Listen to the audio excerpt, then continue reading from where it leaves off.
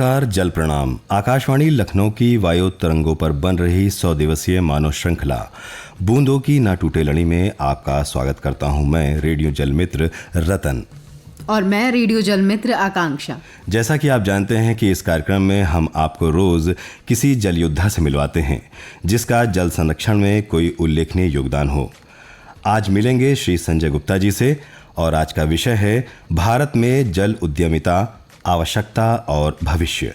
संजय जी, आप निदेशक भारतीय जल शिक्षण एवं शोध संस्थान Green India Foundation Trust Ballabhgarh Madhya Pradesh से हैं। आपका स्वागत है संजय गुप्ता जी, बूंदों की न टूटे लड़ी श्रृंखला पर। जी सर, सबसे पहले आपसे जानना चाहेंगे कि भारत में पानी संबंधित चुनौतियों के स्थायी समाधान हेतु युवाओं हेतु रोजगार की संकल्पना आपने की है, कृपया इसे स्पष्ट करें। देखिए, पानी का काम, पानी की समस्याएं बहुत ही बड़ी हैं। पूरे देश के सारे पहलू इस पे निर्भर करते हैं जी।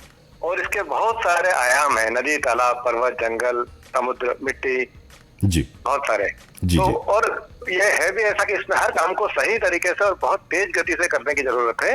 और देश के किसी भी एक हिस्से में अगर कोई समस्या है पानी के संबंधित, वो पूरे देश को प्रभावित करती है। जी।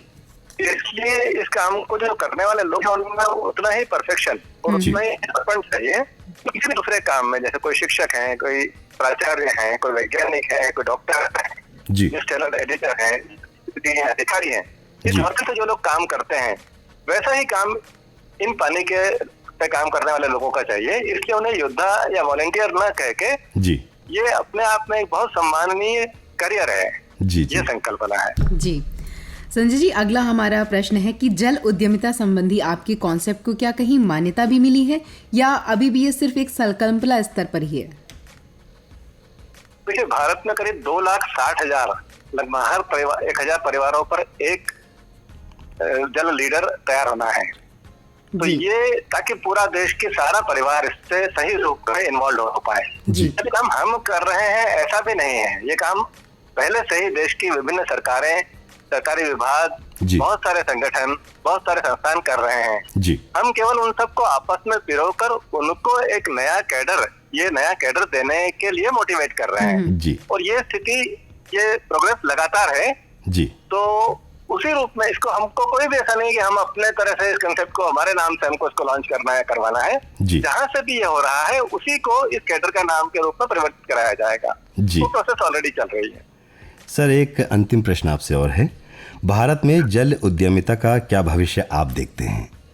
भविष्य बहुत ही स्वर्णिम, बहुत ही बड़ा और बहुत महत्वपूर्ण है। जी। जैसे पानी के काम के सही तरीके से करने की मैंने बात कही, ग्रीन कवर की हम बात लें, ग्रीन कवर कैसा होना चाहिए, या रेन वाटर का स्टोरेज जल का जमीन के नीचे या ऊपर कैसा होना चाहिए, सही तरीके से कराना, सही तरीके से समझना, समझाना, ये सबसे बड़ा काम। जी। और दूसरा जो बहुत बड़ा चैलेंज है कि किसी भी 2, 4, 10, 50 या 100 लोगों को आपस में साथ मिला के काम कराना। जी। ये जो दोनों बहुत महत्वपूर्ण काम है, इसको काम करने के लिए इतने काबिल लोग अवेलेबल हैं, वो बहुत बड़ा भविष्य है। हम संख्या देखें हमारे देश में, तो इको टास्क फोर्स है जिसमें करीब 50,000 से अधिक कमांडर्स पूरे भारत में हैं। जी। इसके अलावा भारत के जो एक्स आर्मी पीपल हैं वो लाखों की संख्या में है जो इस काम के लिए अवेलेबल हैं। जी। एनसीसी, एनएसएस और NYKS, इतनी अच्छी देश की जो टीम्स हैं उनमें 50 लाख से अधिक कैडेट हर साल रहते हैं।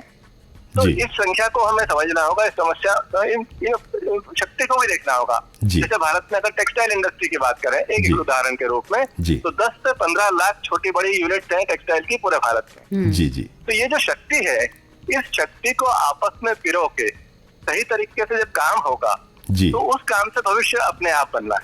बिल्कुल सर। और यही करियर है जिससे कि एक तरफ रोजगार या दूसरी भी समस्याएं हैं, रोजगार से जुड़ी हुई जो दूसरी समस्याएं हैं, जैसे अपराध है या नशे की प्रवृत्ति है, कोई भी देख लें, तो वो सारी समस्याओं का समाधान इस रोजगार से और इसके माध्यम से खुशहाली में। बहुत आभार संजय गुप्ता जी, हमारे साथ जुड़कर अपने अनुभव साझा करने के लिए। बहुत बहुत धन्यवाद। श्रोताओं, ये थे श्री संजय गुप्ता जी। आपको ये कार्यक्रम कैसा लगा हमें इस मेल आईडी पर सूचित करें, bkntl100@gmail.com। इस मेल आईडी पर प्राप्त कुछ मेल हम पढ़ेंगे, लेकिन म्यूजिकल ब्रेक के उस पार फिलहाल मैं रेडियो जलमित्र रतन और मैं रेडियो जलमित्र आकांक्षा BKNTL की इस ह्यूमन चेन से आपसे विदा लेते हैं।